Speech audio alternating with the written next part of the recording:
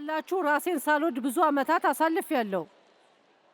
ምናልባት በአንዳንድ መንገዶችም እንኳን ራስን የመጥላት ሁኔታ፣ በእርግጠኝነት ራስን አለመቀበል። ምክንያቱም ሳድግ ብዙ የሆነብኝ ነገር በሆነ መንገድ ወይም በሌላ መልኩ የኔ ጥፋት ነው ብዬ አስቤ ነበር።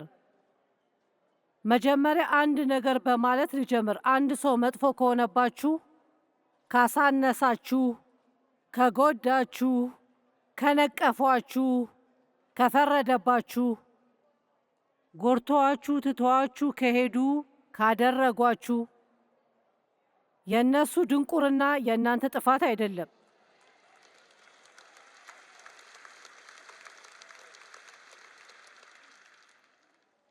አትጥሏቸው፣ አትናደዱባቸው። ምክንያቱም ያንን ካደረጋችሁ ያ በሕይወታችሁ ላይ ለእነሱ ስልጣን መስጠቱን ይቀጥላል።